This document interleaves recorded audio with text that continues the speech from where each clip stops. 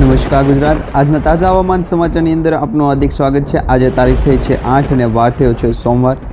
આજથી ગુજરાત રાજ્યની અંદર મિત્રો એક નવા નક્ષત્રની શરૂઆત થઈ રહી છે અને આ નક્ષત્રનું નામ અત્યારે મૃગશિલ છે। એટલે કે આ મૃગશિલ નક્ષત્રની અંદર જે વરસાદ છે એ કેટલા જિલ્લાઓની અંદર પડવાનો છે તેના વિશેના સંપૂર્ણ સમાચાર જાણીશું। સાથે હવામાન વિભાગ દ્વારા જે વરસાદ પડશે એની સાથે વાવાઝોડું પણ આવશે એની એક સૌથી મોટી આગાહી દર્શાવવામાં આવી રહી છે।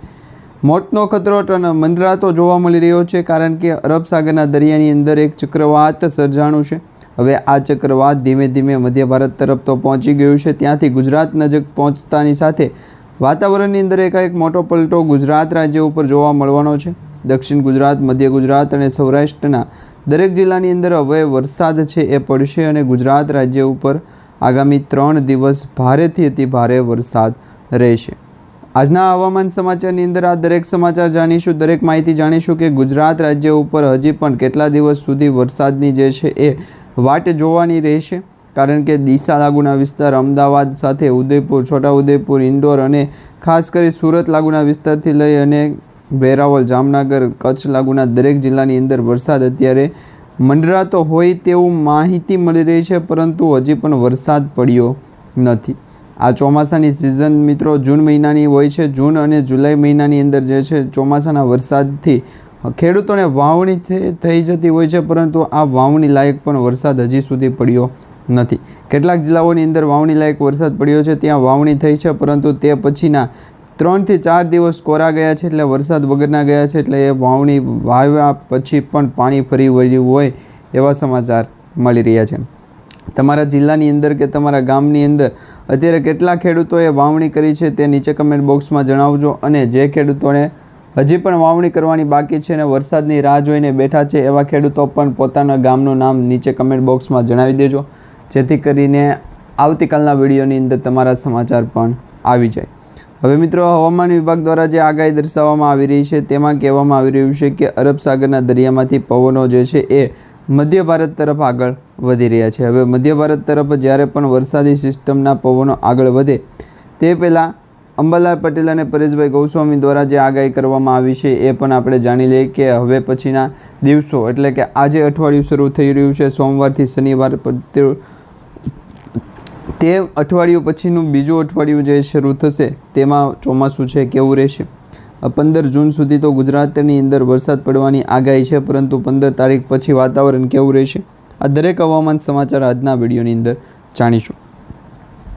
દરેક સમાચાર જણાવું એ પહેલાં જો તમે અમારી લોકજાગૃત યુટ્યુબ ચેનલ પર નવા છો તો ખાસ કરી અમારી યુટ્યુબ ચેનલને અત્યારે સબસ્ક્રાઈબ કરી લેજો, જેથી કરીને આવનારા દિવસોની અંદર જેટલા પણ હવામાન સમાચારના આગાહીના માહિતીના વિડીયો આવે એ તમારા સુધી વહેલી તકે પહોંચી જાય। મિત્રો, અત્યારે તમે સ્ક્રીન ઉપર જોઈ શકો છો, આ એક સેટેલાઇટ ઇમેજ છે। સેટેલાઇટ ઇમેજના માધ્યમથી સેટેલાઇટના જે સમાચાર મળી રહ્યા છે તેમાં અત્યારે કહેવામાં આવી રહ્યું છે કે અરબ સાગરના દરિયાની અંદર લો પ્રેશર સિસ્ટમ વધારે સક્રિય થયું છે, એટલે ત્યાં વાવાઝોડું જે છે એ બનતું હોય તેવું અત્યારે અનુમાન લગાવવામાં આવી રહ્યું છે, પરંતુ ખરેખર ત્યાં કોઈ પણ વાવાઝોડું બન્યું નથી। મુંબઈ, મહારાષ્ટ્ર, કોકણ, ગોવા દરિયાકાંઠાના વિસ્તારની અંદર હજી પણ વરસાદી સિસ્ટમ એક્ટિવ થઈ, પરંતુ વાતાવરણની અંદર કોઈપણ પ્રકારના વરસાદની આગાહી દર્શાવવામાં આવી નથી। માત્ર ગુજરાત રાજ્ય ઉપર જ વરસાદની આગાહી નથી, બાકી તો મુંબઈના, મહારાષ્ટ્રના દરિયા સુધી તો ચોમાસું પહોંચી ગયું છે। 10 તારીખ સુધીની અંદર મુંબઈને પાર પહોંચશે આ ચોમાસું, અને દક્ષિણ ગુજરાતથી જે છે એ વરસાદ પડવાના સમાચાર મળશે। સુરત, વાપી, સેલવાસ તેમજ ભરૂચ, તાપી અને ડાંગ લાગુના જિલ્લાની અંદર પણ 10 તારીખ પછી વરસાદ પડશે। સાર્વજનિક વરસાદ છે એ પડવાનો છે, સાર્વત્રિક વરસાદની આગાહી દર્શાવવામાં આવી છે, અને હજી પણ ચોમાસાના વરસાદ જે છે એની મજબૂત થતી સિસ્ટમો એક્ટિવ થશે અને વાવાઝોડા સમાન છે પવનો પણ ફૂંકાશે। અત્યારે સામાન્ય રીતે 30 કિલોમીટર પ્રતિ કલાકનો ઝડપનો જો પવન ફૂંકાતો હોય તો આવતા 2 દિવસ પછી, એટલે 10 તારીખથી લઈને 13 તારીખ વચ્ચેનો જે પવનગાળાનો સમયગાળો છે તેમાં 40થી લઈને 65 કિલોમીટર પ્રતિ કલાકની ઝડપ સુધીના પવનો ફૂંકાશે। હવે આ વરસાદી સિસ્ટમ એક્ટિવ થતી હોય તેવું લાગી રહ્યું છે।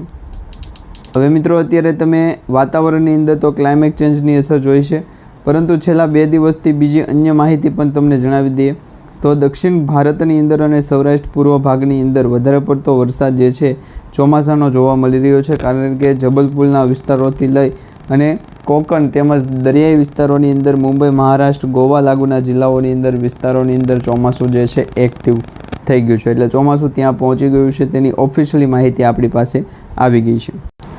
આજના તાજા હવામાન સમાચારમાં તમને પહેલાં એ જણાવીએ કે અંબાલાલ પટેલ, પરેશભાઈ ગોસ્વામી દ્વારા વાતાવરણ પલટાણું છે તેના વિશે શું કહેવામાં આવી રહ્યું છે.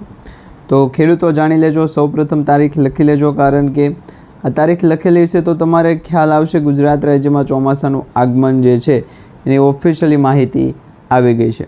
ઘણી વખત તમને ખોટી રીતે પણ અપવાદ રૂપે માહિતી જણાવતા હોય કે વરસાદ પડશે, ચોમાસું આવી ગયું છે, પરંતુ ઓફિશિયલી જે માહિતી તમારે જાણવી હોય તો તમે અમારી આ યુટ્યુબ ચેનલને સબસ્ક્રાઈબ કરી લેજો. હવે તમે જોઈ શકો છો કે ચોમાસું ગુજરાતના દરિયાકાંઠાના ભાગ સુધી પહોંચી ગયું છે. વરસાદ ત્યાં પડવા લાગ્યો છે, પરંતુ હજી 2 થી 4 જિલ્લાની અંદર જ વરસાદ પડી રહ્યો છે. બાકીના જે જિલ્લાઓ છે તેની અંદર ક્રોસ જે છે એ ક્રોસ એન્વાયરમેન્ટની અસર જોવા મળી રહી છે. હવે શા માટે આવું બને છે તેના વિશેની પછી માહિતી મેળવીએ. પહેલાં ગુજરાતમાં કાળઝાળ ગરમી વચ્ચે પ્રી મોન્સૂન એક્ટિવિટી ફરી વખત સક્રિય થતી દેખાઈ રહી છે.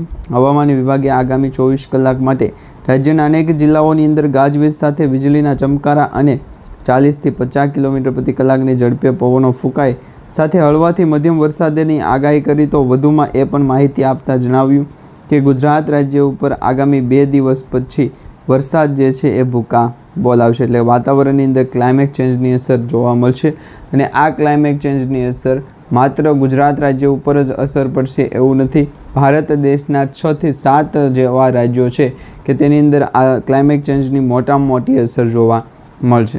હવે આ વરસાદી એક્ટિવિટી આજે બપોર પછી જે વાતાવરણ સર્જાશે તેની અંદર પણ વધશે. બપોર સુધીનું વાતાવરણ છે તેની અંદર આ ક્લાઇમેટ ચેન્જની અસરના કારણે વાદળોનો જે ઘેરાવો જામ્યો છે એ જ અસર બતાવી રહ્યો છે. એટલે કે વરસાદી જે ચામડી છે એના લીધે જે ઓછી પડતી, આછી પડતી જોવા મળી રહી છે. હા મિત્રો, તમે અરબ સાગરના દરિયામાં લો પ્રેશર સિસ્ટમની જ્યારે એક્ટિવિટી જોવો છો ત્યારે વરસાદી સિસ્ટમ હંમેશા ગુજરાત તરફ આગળ વધતો હોય, પરંતુ આ વર્ષે એવું નથી થયું. આ વર્ષે મિત્રો મધ્ય પૂર્વ ભારતના ભાગમાંથી ચોમાસું જે છે એ ગુજરાત નજીક આવતું હોય તેવા સમાચાર મળી રહ્યા છે. તેના વિશેની પણ તમને સેટેલાઇટ ઇમેજ જણાવશું, બ્લોક જણાવશું, તેમાં તમે સ્પષ્ટ રીતે જાણી શકો છો. હાલ મિત્રો હવામાન વિભાગ દ્વારા શું માહિતી આપવામાં આવી છે? અનેક જિલ્લાઓની અંદર વરસાદ પડવાની લઈને આગાહી વ્યક્ત કરવામાં આવી છે.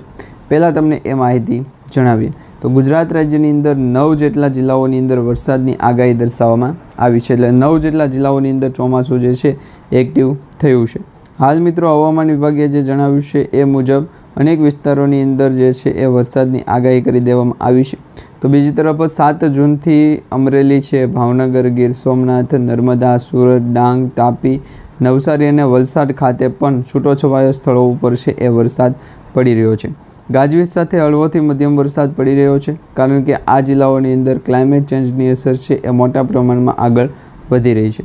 ગુજરાત રાજ્ય ઉપર તેની સૌથી મોટી અસર થવા લાગી છે, કારણ કે ગુજરાતના બીજા પાડોશી રાજ્યો છે, મુંબઈ છે, સાથે મધ્યપ્રદેશ છે, આ સાથે મિત્રો રાજસ્થાન બોર્ડર લાગુના વિસ્તારો, આ 3 થી 4 જે બોર્ડર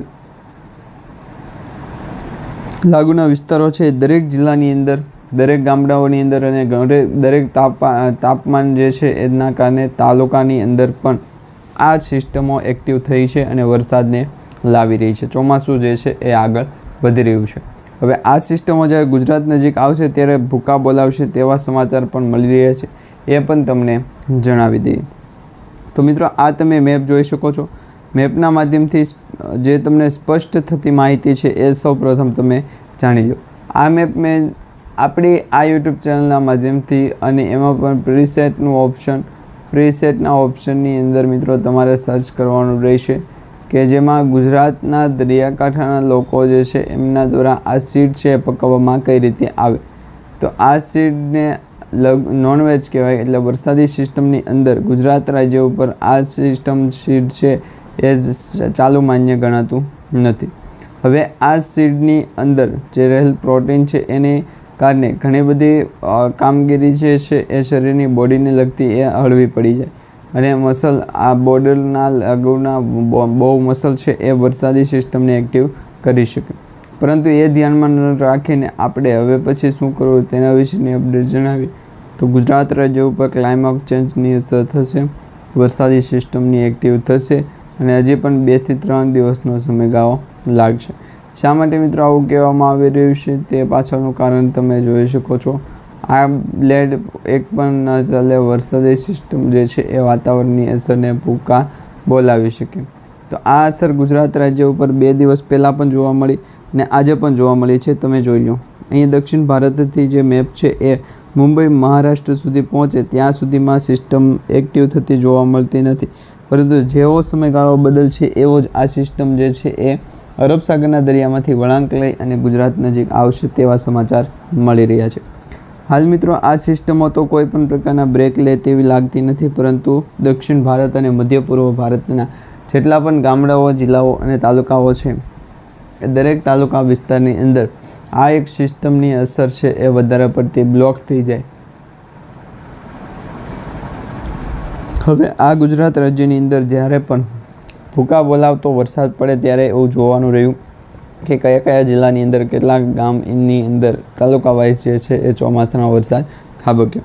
હવે લગભગ 2 થી 3 દિવસની અંદર ગુજરાતના પણ 5 થી 6 જિલ્લા, મોટાભાગના જિલ્લાઓની અંદર વરસાદ જે છે એ ભૂકા બોલાવશે અને વરસાદની અસર પણ છે એ જોવા મળશે.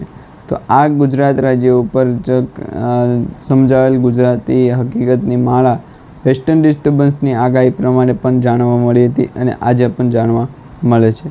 તેના વિશેની અપડેટ જે છે જણાવો ગુજરાતના દરિયાકાંઠાનું લોકેશન અને હવામાન સમાચાર દ્વારા આ અંગેની પણ સ્પષ્ટ ચેતવણી આપી દેવામાં આવી છે.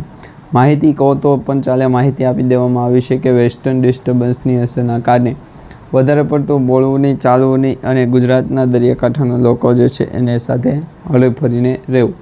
આ સાથે ચાલવાનું પણ રાખ્યું હોય તો વધારે અસર પડે ગુજરાતમાં 2 થી 3 કલાક માટે કે વેસ્ટર્ન ડિસ્ટર્બન્સની અંદર ચાલવું છે અને લોકેશન પ્રમાણે જોઈએ તો બંને લોકેશનમાં બફારો ફૂલ જ થશે. હવે આ વરસાદી સિસ્ટમ 2 થી 3 દિવસ માટે ચાલે, પરંતુ ત્યાર પછી હવામાન વિભાગ દ્વારા પણ તેની અસર છે એ દર્શાવતું નથી.